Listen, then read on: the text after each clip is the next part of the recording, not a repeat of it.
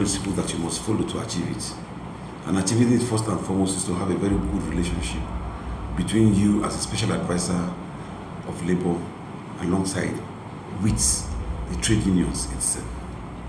Starting from the trade union centers of the Nigerian Labour Congress, Trade Union Congress, Joint Public Service Negotiating Councils, and their affiliates. You must perfectly be in a good relationship with them, robust network connection between you and them, to ensure that you make them friends of the government instead of negotiators with the government. Another strategy is to ensure that you bring out programs that has to do with improving on their knowledge scale about knowledge-based relationship with governments, negotiation, collective negotiation bargaining principle with government, and robust relationship with government in terms of industrial relations.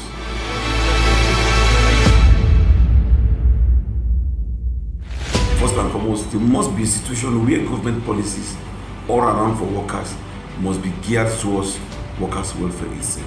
So government has to draw policies deliberately that has to do with workers' welfare in terms of their training and retraining programs, in terms of equipment of their offices, in terms of ensuring that the work environment is adequately conducive for them to bring out major productivity for the government itself. So once government sets out goals for itself, ensuring that it has a standard that can make them look like what is supposed to be a working environment for workers, making sure that workers are trained and retrained again, and ensuring that the packages and welfare of workers are provided for them as at when due, then it means you have all set out the strategies to make it, like what His Excellency Alhaji Ahmed Onuh is doing in Kogi State.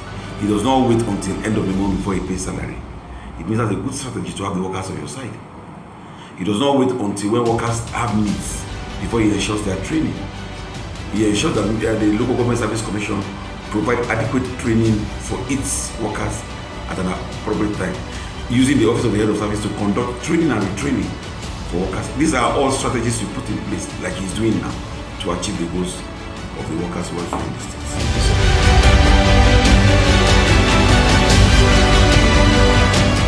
At every award of contracts in the states is already job creation, because the person getting the contract goes to employ people who works on that job within the certain place where the contract is being executed.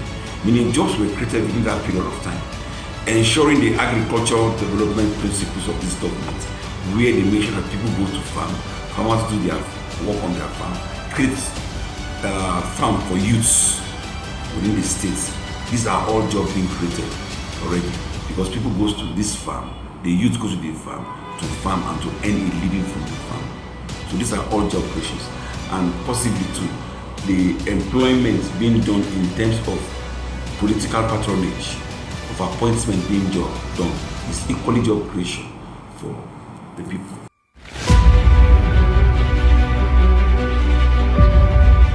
Until a center for skill acquisition is created and specified as Workers' Skill Center, then it becomes skill for workers of Kogi State.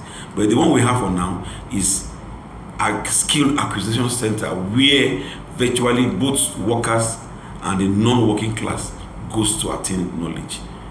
Until specifically a workers' own is created, they will announce, okay, workers are going there to learn computer, workers are going there to learn typing, tailoring on their own at their free time. Then we now see they have created it for workers. But what we have as a skill acquisition center in Kogi State for now is a center for all, both workers and the non-workers. I have always engaged them in terms of discussion, from the leadership to the followership.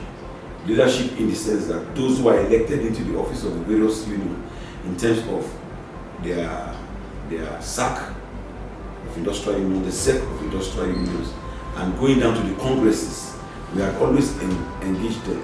We started engaging them in the period of when we created what they call Onuh Jewel Labor Support Group, ensuring that we are part of the system to enthrone into the administration of Onuh today. And we supported that cause by that time. And from that time, we are equally engaged these workers on seminars, workshops, that we sit down with them, talk with them. I have visited them in their SEC meeting, about 2 times since I came on board, about less than 6 months.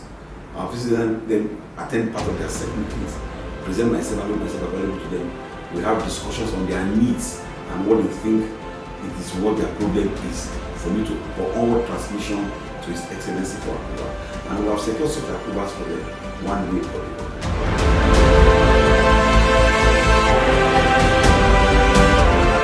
Labor itself, and in terms of the civil service itself, is the engine room of government. What is labor and what is civil service? It is the same people who are workers in the government that has what they call labor. And labor is just a leadership process that fronts the common ideas and the need of workers. The workers itself is the labor. So for every policy of government that has been implemented positively by civil servants, becomes an additional value on economic growth by the services they render either as labor or civil servants. 2, engaging labor constructively in terms of making them part of the committees or civil servants part of the committees for which the government has a policy to drive home becomes a role that will ensure that if it is being done, we'll be able to achieve what it takes to engage, to add value to the economy. And in virtually all the policies of government, we like it or not, are being implemented fully by the civil servants. And this is their own value they are adding to the economy. In terms of revenue collection, in terms going about ensuring that the workers to pay their payee, they're already adding their own value into the economic development of the state. In terms of revenue collection, it's the same set of workers who goes to supervise and monitor revenue collection from the citizens of the state, adding their own value. The same workers have their petty farming processes where they generate food for themselves and keep the farming going, meaning they're already adding value to the economy.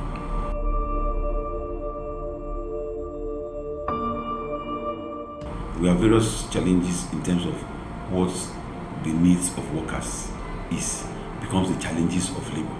The need of the workers are the challenges of labor, because vis-a-vis the labor presents to the government what the need of the workers is. And as long as those needs are not being met, it becomes the challenges of labor. So I want to believe too well that if it is not directly into my office you are asking, you say what are the challenges of labor? Challenges of labor is they are looking for new increment in wage every day. We have just done one yesterday, which is minimum wage implementation. It means one of their challenges has been taken care of by the government of Alhaji Ahmed Usman Onuh by paying them 72,500 naira, higher than the policy position of the federal government on 70,000 naira minimum wage in Nigeria, meaning that one has been taken care of. It has also been taken care of by ensuring that charts were provided on the basis of all sectorial unions that are within the civil service. In those sectorial unions within the civil service, charts have been provided to take care of their salary structures, and their peculiar allowances to definitely is being taken care of to ensure that these challenges are being met at that level. Other challenges are things like implementation of promotion of the workers. When last was the last promotion implemented in Kogi State? 2019. What do we do to achieve that?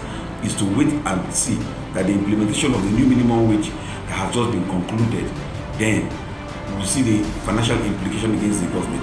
What are the gaps on how we do it? When finances of the government improves again, we pick up the promotion that are hanging between 2019 to 2022 and implement for them again. What are the other challenges of workers? Their work environment, ensuring that they have adequate seats, they have adequate office communication, make it conducive for them by providing ACs for them, makes the office more better for them to function. And I think these are in places, except for a few that are not in places for them. These are some of the challenges I think so.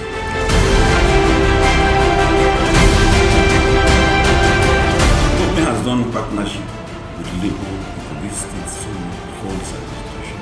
You have a place where they call Comr Labor House, which is the NLC headquarters.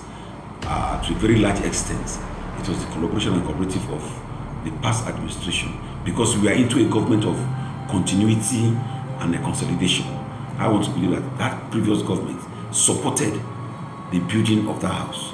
Equally, if you get into that house, the current governor of the state has equally collaborated with NLC in that place. He provides all the AC the AC, the air conditions in the world in that place, he provided them. And some other necessary things, he collaborated by providing them when he was not even the governor of the state. He equally sponsored the commissioning of the NLC house. They were doing the commissioning when he was not even the governor. I mean, His Excellency Ahmed Usman. These are some of the collaborative efforts he has done before he became the governor. And equally too, the government supports every May Day. And I think the last May Day was a fantastic one. His Excellency released some amount of money that had never been released in the course of governance in the history of this state, and gave it to Labour to ensure that they have a robust May Day, which they did successfully. The government has equally provided training for Labour leaders within the states. Government previously too has sponsored Labour leaders in Kogi State to Michael Imodu to go and do training in Michael Imodu Training Institute in the Kwara State. And I want to believe that going forward, government will begin to sponsor too if we have a very genuine commitment and understanding of Labour leaders, where they will begin to go to Hamilton School in Kaduna, and they will begin to go to Rain School in Akwa Ibom, and other international engagements that will give us more collaboration. And I think the restoration of the gesture from the Labour side is to ensure that there is peace within the states, good industrial relationship, where strikes are no longer being used as a tool to pull down government, but to ensure that what we do is to discuss instead of war, judge.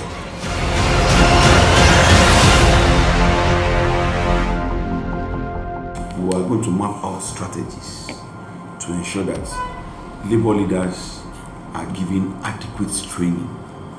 2, we go down to the level of civil servants who doesn't have good knowledge of industrial relations. We ensure that those class of civil servants too are given good knowledge of industrial relations. Equally too, we will ensure that most of these Labour leaders, their election procedures are seamless in such a way that it will not create problem for the state. And I think it will be very, very important going forward, where the government will be able to create a space within the Labour House and call it like a training center for Labour leaders who are those intending to become Labour leaders, those who are Labour leaders, to ensure that the place is developed for them there, where they can create a room for them to be trained. And above all, I want to subscribe to the fact that the government should equally look inward and see how they maintain a good standard industrial relationship.